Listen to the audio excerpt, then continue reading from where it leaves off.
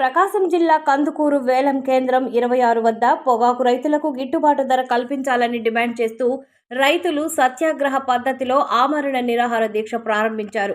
ఆమ్ Aadmi party Kandukur నియోజకవర్గ convener నేతి మహేశ్వరరావు రైతులతో కలిసి దీక్షలో పాల్గొన్నారు.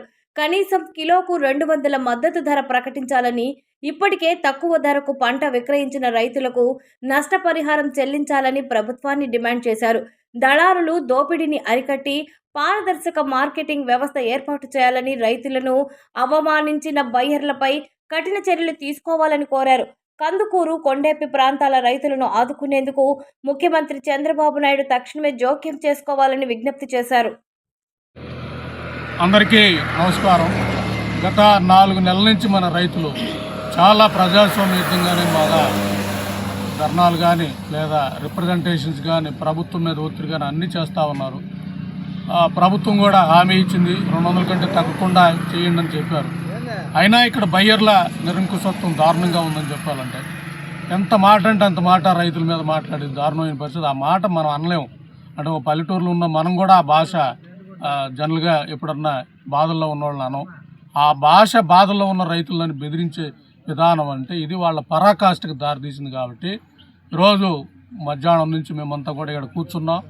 ఇక్కడ నేను చెప్పదలుచుకుంటున్నది ముఖ్యంగా ఈ దేశంలో ప్రజాస్వామ్యంలో ముఖ్యంగా ఇలాంటి వాతావరణంలో ముఖ్యంగా కార్పొరేట్లతో యుద్ధం చేసే సమయంలో రైతులకు న్యాయం జరగాలంటే ధర్మదీక్ష చేయాలి. ప్రజాస్వామ్యయుతంగా చట్టబద్ధంగా గాంధీ మహాత్ముడు చెప్పిన అహింసాయుధం దాంతో మనం ధర్మదీక్ష చేయాలి. ఈ ధర్మదీక్షలో భాగంగా నేను ఈ రోజు నుంచి ఆమరణ నిరాహార దీక్ష కూర్చోంటున్నా. ముఖ్యంగా నేను చెప్పదలుచుకుంటున్న గవర్నమెంట్కి కూడా మీరు స్పందించాలి. మీరు దీని మీద మాట్లాడాలి. మీరు దిగొచ్చే వరకు మేము ఇక్కడే కూర్చుంటాం. రైతుల సమస్యలు పరిష్కారం అయ్యే వరకు మేము ఇలాగే కూర్చుంటాం, ఇదే టెంట్లో కూర్చుంటాం. కాబట్టి మేమేమి గొడవ చేయం, మేమేమి ప్రభుత్వాలను దూషించాం, మేము ఏ డిస్కషన్ కూడా చేయం. కాబట్టి శాంతియుతంగా ప్రజాస్వామ్యబద్ధంగా ఢిల్లీలో మన పిల్లలు జంతర్ మంతర్లో ఏదైతే ధర్మదీక్ష చేసి ప్రభుత్వం మెడలు ఉంచిన విధంగానే ఇక్కడ కూడా రైతులందరం కూడా చేస్తున్నాం.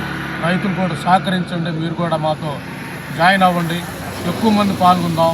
సో ఈ మెసేజ్ ప్రభుత్వాలకు ఇద్దాం. ప్రభుత్వాలు దిగొచ్చే వరకు మనం ఇక్కడే వానొచ్చినా ఏదొచ్చినా కూర్చొని మనం మన తాలూకా ఫలితాలు సాధించుకుంటాం. ముఖ్యంగా మేము ఇక్కడ చెప్పదలుచుకుంటాం ప్రభుత్వానికి మేము కొన్ని డిమాండ్లు, ముఖ్యంగా రైతులందరికీ మద్దతు ధర ఇవ్వాలి. ఇప్పటివరకు ఎవరైతే అమ్మేశారో రైతులు 80% రైతులు ఆల్రెడీ అంటే పొగాకు అయిపోయిన పరిస్థితుల్లో వాళ్ళకి నష్టపోయింది. అంటే 200 కొంటామన్నారు, 160 కొన్నారు. ఆ గ్యాప్ అంతా కూడా క్వాంటిఫై చేసి ప్రభుత్వం దాన్ని నష్టపరిహారం కింద ఇవ్వాలి. లేదా కేంద్ర పథకాలైన NLM స్కీమ్స్ ఏవైతే ఉన్నాయో పశు సంబంధించిన బర్రెలు కానీ గొర్రెలు కానీ ఆ పథకాల కింద వీళ్ళకి ఏమన్నా ఎవరైతే నష్టపోయిన రైతులు ఐడెంటిఫై చేసి వాళ్ళకి అవకాశం ఇవ్వాలి.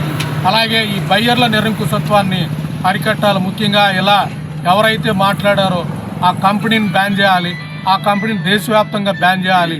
రైతుల పట్ల చులకనగా మాట్లాడే ఎవరిని కూడా వదిలే ప్రసక్తి ఉండకూడదు. కాబట్టి అలాగే నెక్స్ట్ ఇయర్ కూడా ఎలా మీరు ఇన్ని ఎకరాలు వేయమంటే అన్ని ఎకరాలు వేసే విధం లేదు, వద్దంటే వెళ్ళే విధానం ఉంటుంది. కాబట్టి మీరే ప్రమోట్ చేసి వేసిన తర్వాత రైతుల్ని నాశనం చేసే విధానం ముఖ్యంగా ఈ సిండికేట్గా తయారై ఈ పొగాకు కంపెనీలన్నీ కూడా పనిచేస్తున్నాయి. కాబట్టి దీనికి నియంత్రణ ఉండాలి, ప్రభుత్వ నియంత్రణ ఉండాలి.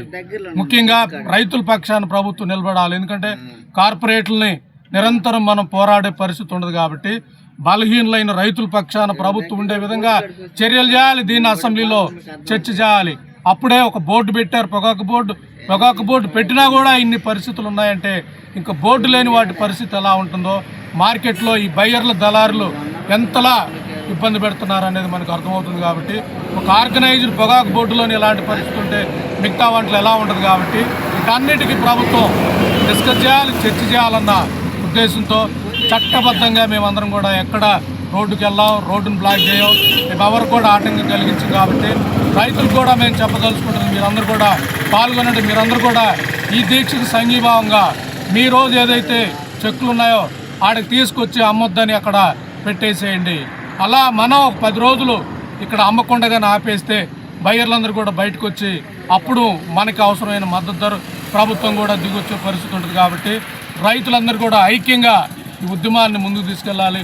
ముఖ్యంగా మన 2 నియోజకవర్గాల రైతులు, కొండేపి నియోజకవర్గం అలాగే కందుకూరు నియోజకవర్గం, ముఖ్యంగా పొగాకు మీద మనకి రెండో పంట పండే అవకాశం లేదు. కాబట్టి మనం దీని మీద ఐక్యంగా నిలబడదాం. మీ అందరికీ అండగా మేము నిలబడతాం. అలాగే అందరూ కూడా నిలబడేలా చేస్తామని తెలియజేస్తున్నా. Maheshwararao, Aam Aadmi party, Kandukur assembly.